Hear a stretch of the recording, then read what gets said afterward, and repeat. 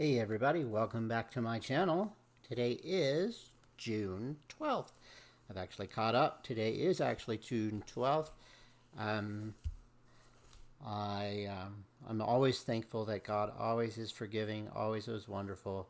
And if I were half the man, or if I were half the man that He created me to be, I could always know that He forgives each and everything that I try to promise. When I promise things. And with that said, I definitely want you guys to know that I'm so sorry that I didn't give you content yesterday. But I definitely want to continue with giving you content on a daily basis and try not to have terrible excuses to not have content. If you like what you hear, consider giving me a thumbs up. If you don't like what I hear, consider giving me a thumbs down. Either way, there is always content. The content that comes for you, if you give it a thumbs up or a thumbs down, you are helping the YouTube algorithm for me to be able to share with a wider group. I average about one new subscriber a day, which is amazing.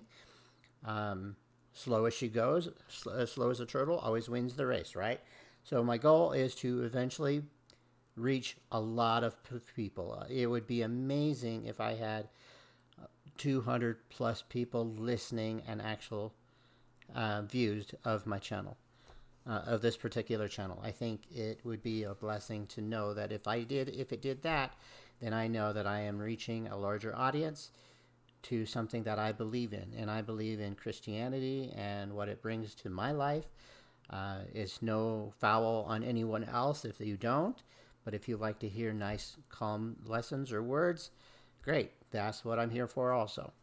But without further ado, and without me continuing to babble, which I tend to do, let's get on with reading the book. The author's name, Paul David Tripp, New Morning's Mercies, a daily gospel devotional. And each day he has something to say. And at the end, most of the time, I will read the encouragement part at the bottom. So without further ado, let's get going, shall we? June 12th. Prayer is abounding your place in the center of your world and daily surroundings. That place to God alone as an act of heartfelt worship. Prayer is much more than bringing to God your list of wants, desires, and needs. It is a radical act of worship that reminds you of who you are, who God is, and what life is all about. Prayer is surrender. Prayer is surrender to the reality and that there is someone more ultimate than you. It's natural for each of us to shrink our field of hopes, dreams, and daily concerns down to the small turf of our personal wants, needs, and feelings. Prayer is surrender to the worldview of the first 4 words of the Bible. In the beginning, God. And as such, it puts us in our rightful place. Prayer is surrender to the reality that life isn't just about you. If prayer wouldn't be prayer if it did not acknowledge God's existence, then prayer defines us as well. We simply aren't the creators, kings, or owners of our lives. We belong to God for His purpose and or His glory.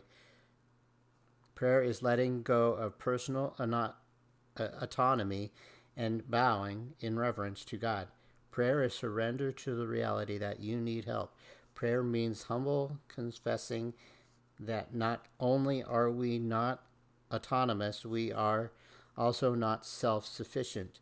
Prayer reminds us that we were not designed to live independent lives. We cannot be what we were made to be or do what we have been called to do without the personal, gracious, and continuous intervention of the one who made us. Prayer is surrender to the reality that there is wisdom greater than ours. Prayer confronts us with the fact that we are not as smart as we tend to think that we are. It reminds us that there is so much more we don't know or understand. It tells us that life is not found in our limited understanding, but in surrendering our lives to the care of one who understands spans from before origin or beyond destiny and includes everything in between. Prayer is surrender of your right to live as you choose. Prayer is bowing the knee to the reality that you and I do not have any natural right at all to do what we want to do with our lives.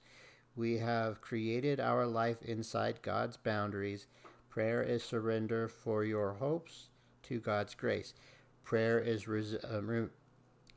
remembering that there is no hope in life and death that does not result from the grace of God. I give up my hopes in me and place my hopes in Him. So close your eyes, bow your head, and surrender and be thankful for the grace that meets you as you do.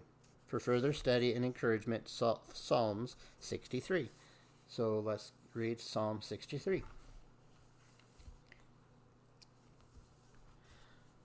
Psalm of David when he was in the wilderness of Judah.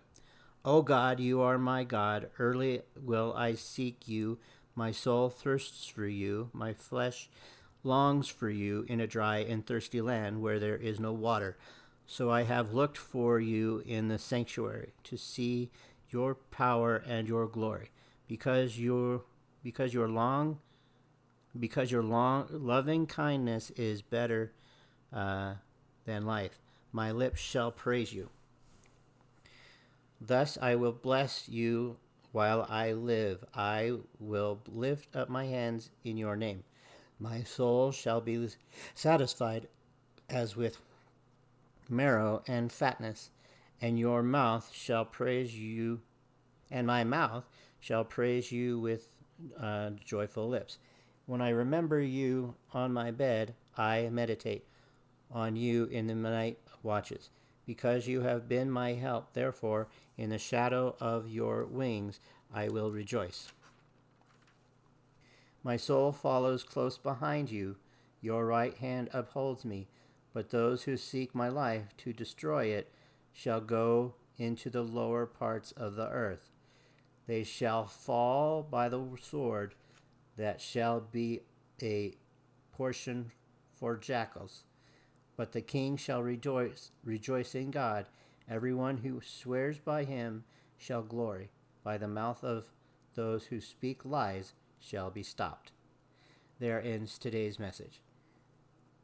Thank you very much, God. Thank you very much for this message. Thank you very much for what Paul David Tripp gave us today. Thank you for allowing me to read the Bible in accordance to what David Tripp said. The wonderful nugget that I got out of it is we definitely need more prayer in our lives each and every day. I'm reminded that a lot of people pray when they're hurt. I'm reminded by people pray only when they need something, Lord.